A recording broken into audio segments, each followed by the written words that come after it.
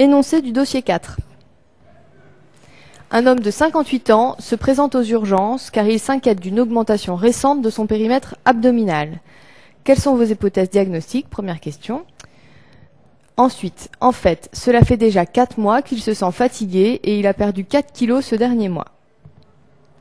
À l'examen, il est apyrétique, conscient, orienté. Il pèse 66 kg pour 1,78 m.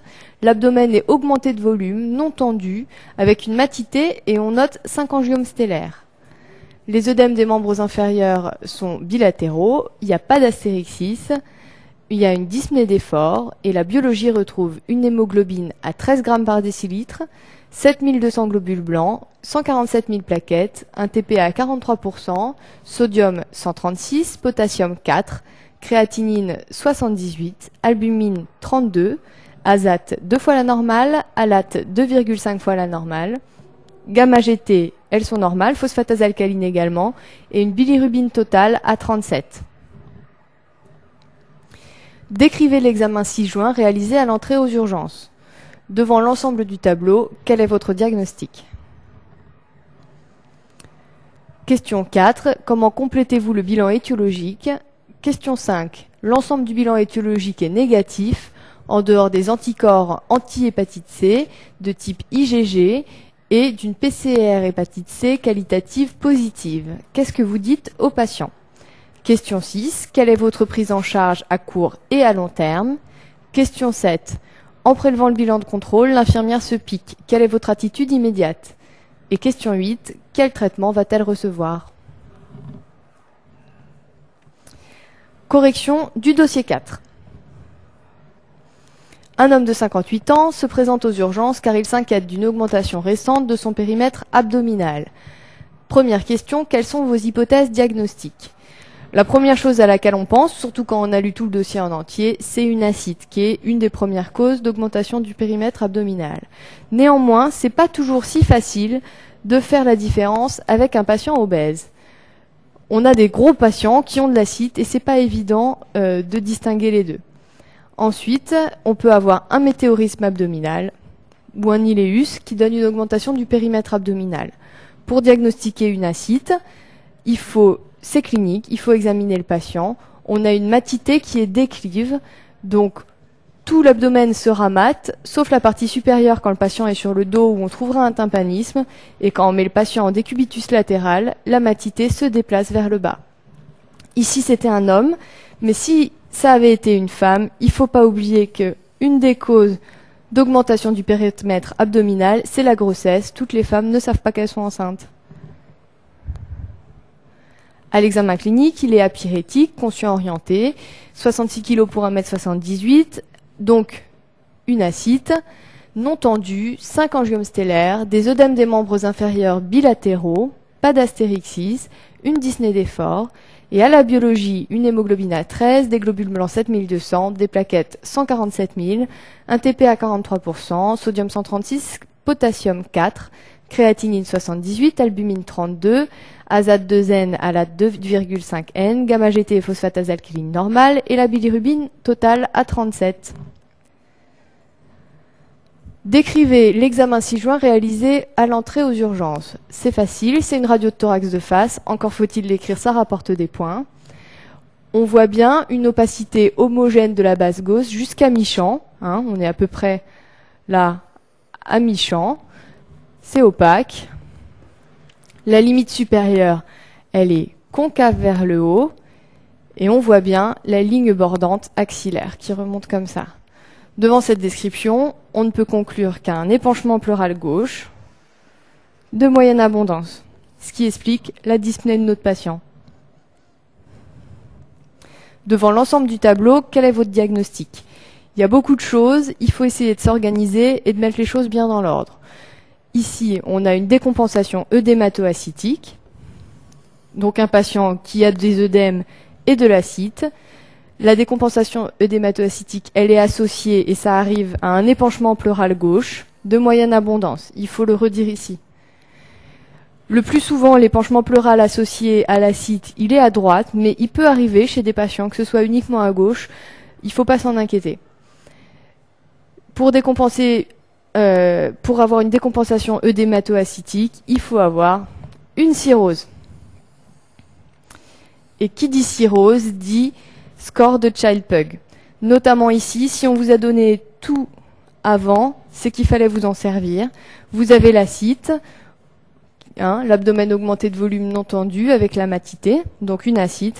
Vous avez le TP, vous avez la bilirubine, vous avez l'albumine, et vous savez que le patient, il est conscient, orienté et qui flappe pas. Vous avez tous les items pour coter le score de Child-Pugh, ce serait dommage de passer à côté. Ici, c'est un score de Child B9. Je vous rappelle le score de Child. Un moyen mémotechnique, tabac, il est assez connu. T pour TP, A pour albumine, B pour bilirubine totale, A pour acide, et C pour cerveau, ou autrement dit, encéphalopathie. Le score de Child-Pugh a donc 5 items, cotés 1, 2 ou 3 points. Il faut le connaître par cœur. Ici, notre patient, il avait un TP à 43, donc il prenait 2 points ici. Une albumine à 32, il me semble, donc il en mettait 2 là encore. Une bilirubine à 37. Il n'était pas confus et il avait une acide abondante. Donc, un score de Child-Pugh à 9. Alors, pour récapituler, de 5 à 7, vous avez une cirrhose Child A, de 7 à 9, Child B, et 10 et plus, C. Ce score est donc reproductible d'un patient à l'autre et pour le même patient, et c'est un score qui est évolutif et surtout pronostique.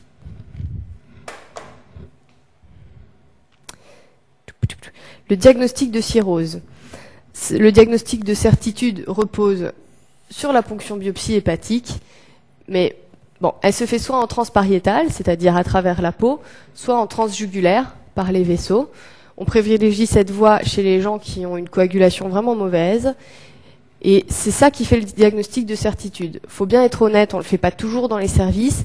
Et souvent sur un faisceau d'arguments cliniques et biologiques et avec des tests non invasifs, ça suffit pour faire le diagnostic. Alors, fibrotest, qu'est-ce que c'est? Le fibrotest, c'est un test en fait biologique. S'il y a plusieurs marqueurs, notamment les plaquettes LTP, et ça permet de calculer un score de fibrose. Le fibroscan, comment ça marche? C'est pas du tout un scanner. En fait, c'est une élastométrie.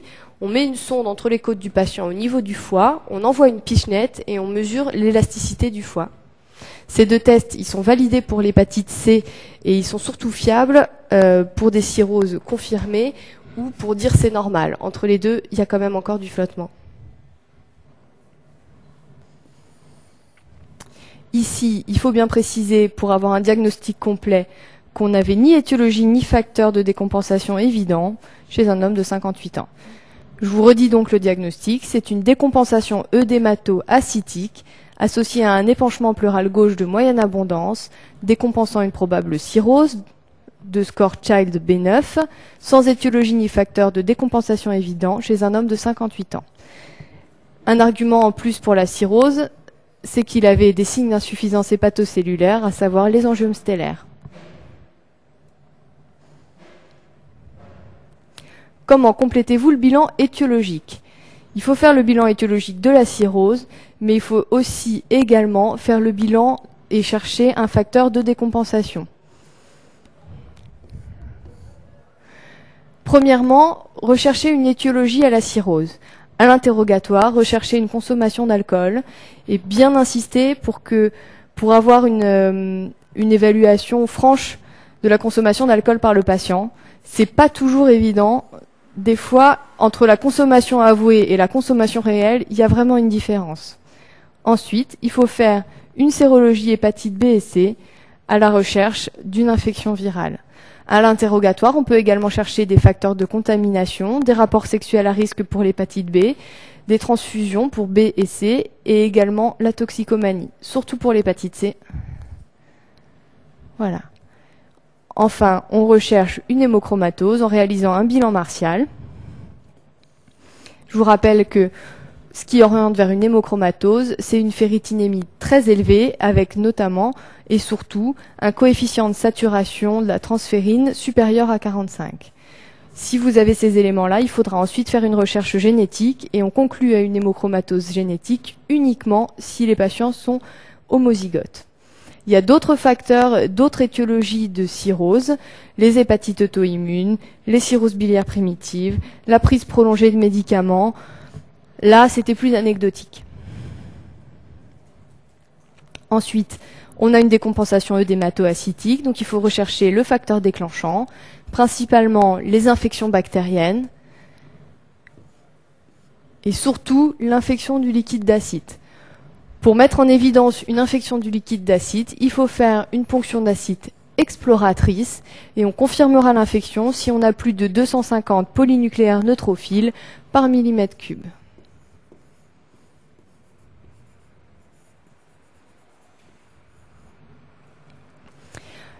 Une décompensation œdémato-acytique peut également arriver en cas d'infection bactérienne autre, une infection urinaire toute bête. S'il y a de la fièvre, on fait des hémocultures pour essayer d'avoir un germe et donc un antibiogramme. Ne pas oublier la radio de thorax, ils peuvent s'infecter, avoir une pneumopathie. Deuxième facteur de décompensation œdémato-acytique, les hémorragies digestives. À l'interrogatoire, on cherche un méléna, des rectorragies, éventuellement une hématémèse, surtout chez les alcooliques qui peuvent avoir un syndrome de Mallory-Weiss. Et on n'oubliera pas, et c'est important, comme toujours en gastro, le toucher rectal. Parce que tout le monde ne regarde pas ses selles et qu'un patient peut ne pas du tout savoir qu'il a un méléna ou des rectorragies. Et on dosera l'hémoglobine pour objectiver une anémie. Troisième facteur de décompensation, le carcinome hépatocellulaire. Comment le rechercher? Avec une échographie abdominale et un dosage de l'alpha-fétoprotéine. Enfin, quatrième facteur de décompensation œdémato-acytique, une hépatite surajoutée, qu'elle soit alcoolique, virale ou toxique par prise de médicaments. Question 5. L'ensemble du bilan étiologique est négatif en dehors des anticorps anti-HCV de type IgG qui sont positifs et d'une PCR HCV qualitative positive. Qu'est-ce que vous dites au patient? Eh bien, on lui dit qu'il a une hépatite C chronique active et que c'est cette hépatite C qui est responsable de sa cirrhose compliquée d'une première décompensation œdémato-acytique. Question 6. Quelle est votre prise en charge à court et à long terme? Là, il va y avoir beaucoup de choses à dire, donc il faut découper la réponse en chapitres et que ça ressorte clairement sur votre copie pour que le correcteur s'y retrouve. D'abord, en premier, on va traiter la décompensation. Donc on hospitalise le patient dans un service de médecine spécialisée. Une décompensation œdémato-acytique, ça ne peut pas se traiter en ville. Il faut lui mettre un régime peu salé. Pourquoi peu salé et pas complètement sans sel? Parce que si on met un patient déjà dénutri au régime sans sel, il va plus rien manger et il va continuer à se dénutrir, et qu'il vaut mieux que ce soit peu salé et qu'il mange quand même. Ensuite, des diurétiques, aldactone et lazilix, chez les patients en décompensation pour éliminer les œdèmes et l'acide. Les ponctions d'acide évacuatrices, on peut en avoir besoin, mais la plupart du temps, si on peut éviter, on s'en passe. Je vous rappelle que les indications de la ponction d'acide évacuatrice sont l'inefficacité des diurétiques, ou alors des diurétiques entraînant des complications, une contre-indication des diurétiques, type hyponatrémie ou trouble métabolique important sous diurétique. Ensuite, on peut être amené à faire une ponction évacuatrice si l'acide est mal toléré, entraînant une gêne respiratoire ou une tension telle que on peut avoir des problèmes cutanés, des hernies ombilicales compliquées. Si vous êtes amené à évacuer, vous n'oubliez pas de compenser par des macromolécules pour prévenir le syndrome hépatorénal. Ensuite, le traitement spécifique de l'hépatite C. Ici, il n'y aura pas de traitement, mais je l'ai mis pour vous le rappeler. L'hépatite C, son traitement spécifique, c'est le PEG-interféron et la ribavirine en bithérapie. Mais c'est un traitement qui est contre-indiqué en cas de cirrhose décompensée. Enfin, le traitement de la cirrhose à long terme, un régime peu salé, toujours, renourrir ces patients qui sont très dénutris. Ici, le patient a perdu 4 kg alors qu'il a au moins 5 ou 6 litres d'acide dans le ventre, ce qui fait une perte réelle d'environ 10 kg. Il faut éviter tout facteur qui pourrait abîmer encore plus son foie. Donc, on le vaccine contre l'hépatite B, plus ou moins l'hépatite A s'il va dans des zones d'endémie. On lui conseille, et même on lui impose, un arrêt total et définitif de l'alcool. Et enfin, on contre-indique les médicaments hépatotoxiques et on adapte les posologies des médicaments à élimination hépatique.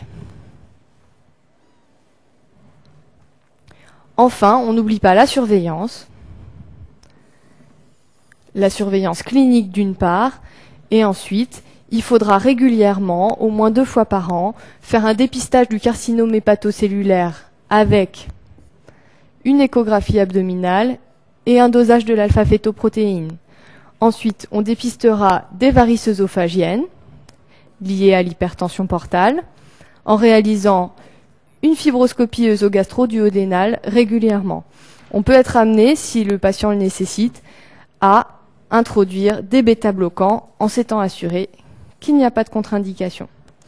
Enfin, un dosage biologique régulier, le bilan hépatique, le TP pour pouvoir réévaluer le score de Child-Pugh régulièrement, l'ANUM, le ionosang, notamment la créate, qui est très importante à suivre chez les patients avec une insuffisance hépatique, et l'albumine pour la dénutrition et le score de Child-Pugh. Question 7. En prélevant le bilan de contrôle, l'infirmière se pique. Quelle est votre attitude immédiate? Pour tous les accidents d'exposition, ou plus communément appelés AES, il ne faut pas faire saigner. Quand on fait saigner, on traumatise et en fait, on fait encore plus passer le virus dans le sang. Pourtant, c'est une attitude que tout le monde a, donc bien leur dire de ne pas faire saigner. Laver à l'eau et au savon, puis faire une désinfection prolongée au daquin, laisser le doigt de l'infirmière pendant une dizaine de minutes dans une solution pleine de daquin, au défaut si vous n'avez pas de daquin, de l'eau de javel. Faire la déclaration d'accident d'exposition au sang, c'est très important. Ensuite, il faut contacter, et il y en a un pour chaque hôpital, le médecin référent accident d'exposition au sang.